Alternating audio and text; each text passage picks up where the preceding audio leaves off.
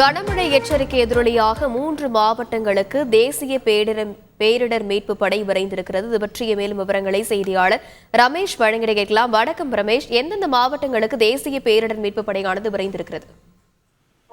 வணக்கம். திருநெல்வேலி, கன்னியாகுமரி, தூத்துக்குடி ஆகிய 3 மாவட்டங்களுக்கு தேசிய பேரிடர் மீட்பு படை விரைந்துள்ளதாக தேசிய பேரிடர் மீட்பு குழுவின் தலைமை அலுவலகமான அரக்கோணம் தரப்பிலிருந்து தெரிவிக்கப்பட்டிருக்கிறது.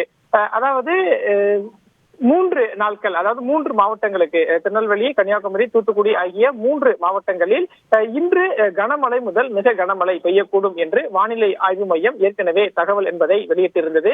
குறிப்பாக தென்கிழக்கு கடற்கரையை ஒட்டிய வங்கக்கடல் பகுதியில் ஒரு வளிமண்டல கீழடுக்கு சுழற்சி நிலவுகிறது. இந்த கீழடுக்கு சுழற்சியின் காரணமாக நேற்றைய தினமே தென் மாவட்டங்களில் மழைப்பொழிவு என்பது இருந்தது.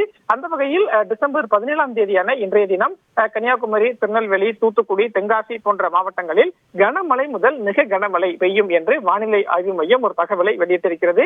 எனவே முன்னெச்சரிக்கை பணிகளை மேற்கொள்வதற்காக தேசிய பேரிடர் மீட்பு குழு இந்த திருநெல்வேலி, கன்னியாகுமரி, தூத்துக்குடி மாவட்டத்திற்கு விரைந்துள்ளதாகவும் ஒரு குழுவில் 25 வீரர்கள் என்ற அடிப்படையில் மொத்தம் 100 பேர் இந்த 3 மாவட்டங்களுக்கு விரைந்திருக்கிறார்கள். மாவட்ட நிர்வாகம் கேட்டுக்கொண்டதன் அடிப்படையில் முன்னெச்சரிக்கை பணிகளை தேசிய பேரிடர் மீட்பு படை மேற்கொள்வார்கள் என்றும் தெரிவிக்கப்பட்டிருக்கிறது.